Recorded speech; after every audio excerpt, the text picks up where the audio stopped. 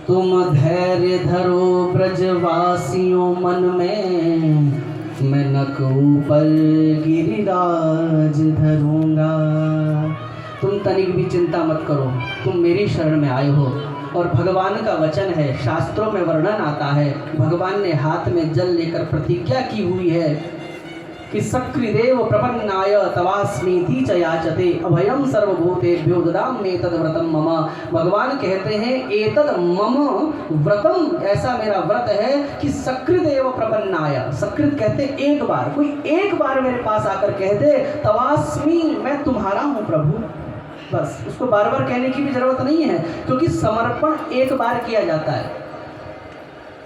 पत्नी अपने पति को एक दिन हाथ देती है, पाणी ग्रहण जिस दिन होता है, संकल्प होता है, पाणी ग्रहण संस्कार एक दिन समर्पित होती है कि आज से आप मेरे हो। उसको फिर रोज सुबह उठकर बोलना नहीं पड़ता कि अजी सुनो मैं तुम्हारी हूँ, फिर तीसरे दिन भी अजी सुनो मैं तुम्हारी हूँ, बोलना नहीं पड़ता।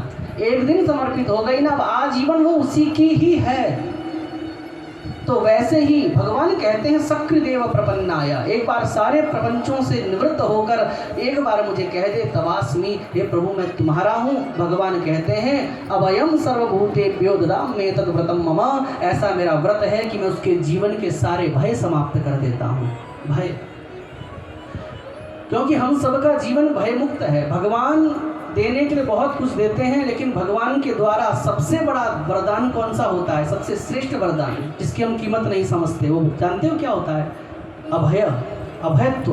अभयत्व कहते हैं जीवन के भय समाप्त करना। अब आप कहेंगे कि हम कौन से डर रहे हैं जो भगवान हमारा भय समाप्त करेंगे? सबका जीवन भय युक्त होता है। शुरुआत करो, कहाँ से शुरुआत करोगे?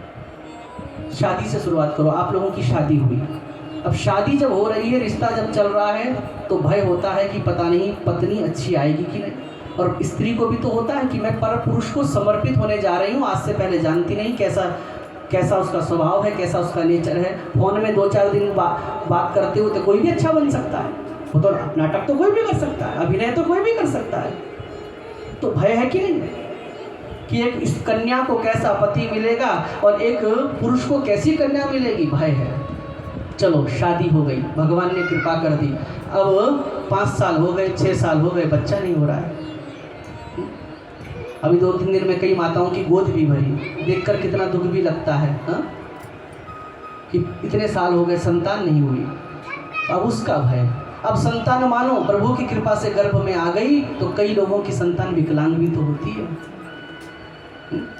ऐसी माएँ देखी है मैंने, 15-15 साल के बच्चे ना उठ पा रहे हैं, ना बैठ पा रहे हैं। हमारे पड़ोस में भी है एक, 24 घंटे कंधे में बच्चे को, 12-15 साल, वजन बढ़ता जा रहा है बच्चे का, लेकिन उसके कंधे में ले लेके ढो रही है। हमारे पड़ोस की बात है। तो बच्चा सही होगा कि नहीं होगा, उसका भय। 9वां महीना लग गया तो कई बार माँ को अपने प्राण से आहुति दे देनी पड़ती है, उसका भय।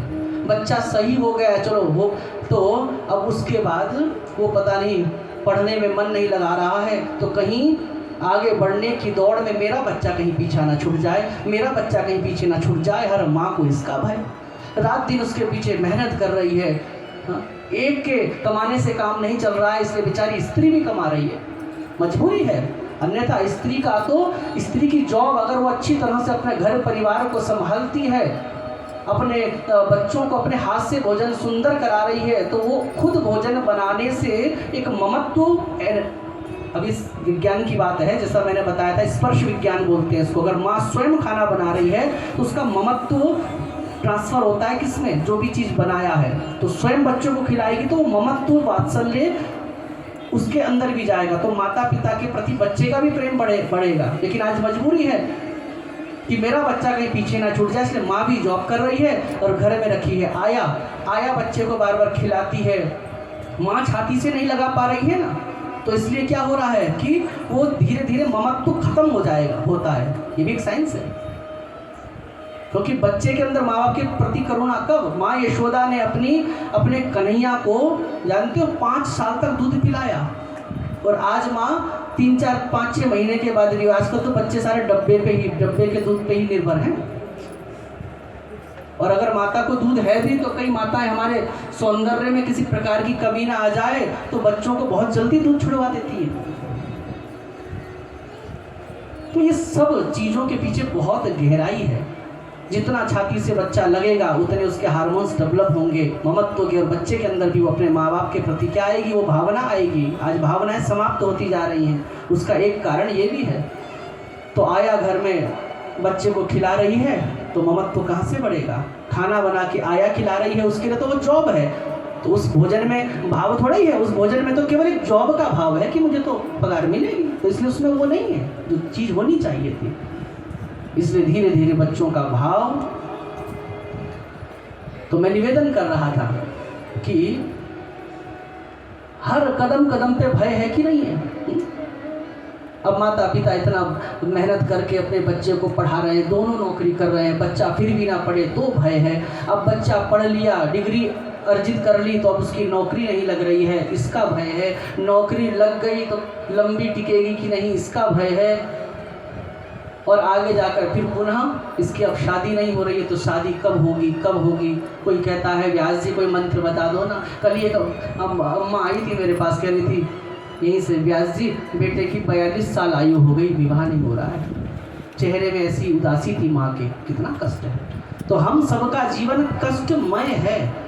तो भगवान कहते हैं अभयम सर्वभूतेभ्यो ददामि तत् व्रतम मम, जो मेरे शरण में आ जाता है मैं उसके जीवन को भय मुक्त कर देता हूँ। अब प्रश्न ये उठता है, भय मुक्त का मतलब भगवान जो चीज़ें हमें प्राप्त नहीं हो रही है इसका मतलब भगवान ये सब हमें दे देंगे जुड़ने से? दे नहीं देंगे। आपको हर परिस्थिति में भगवान पॉजिटिव रहना सिखा देंगे कि भैया जो मिला है वो तुम्हारे ही कर्मों का फल है, रो के भोगो चाहे हंस के भोगो, भोगना तुम ही है। इसलिए क्यों ना भगवान का नाम स्मरण करते हुए उस दुख के दिन को भी निकाल लिया जाए। आपको भगवान इतना सकारात्मक बना देंगे, ये कथा का फल है। कथा का फल बार बार कह रहा हूँ, ये नहीं है कि जो आप मांग कर बैठोगे। हाँ वो भगवान देते हैं, वो तो प्लस पॉइंट है, वो एक्स्ट्रा चीज़ें हैं कि आप जिस मनोकामना से कथा सुन रहे हैं वो मिल जाए तो मेरे प्रभु की कृपा है। लेकिन कथा का विशेष फल वो नहीं है। बोलो राधे राधे। मिलता है। मेरा मन पंछी ये बोले उड़ वृंदावन जाऊं, ब्रज की लता पता पे मैं राधे राधे गाऊं, मैं राधे राधे गाऊं, मैं श्यामा श्यामा गाऊं, मैं राधे राधे गाऊं, मैं श्यामा श्यामा गाऊं, मेरा मन पंछी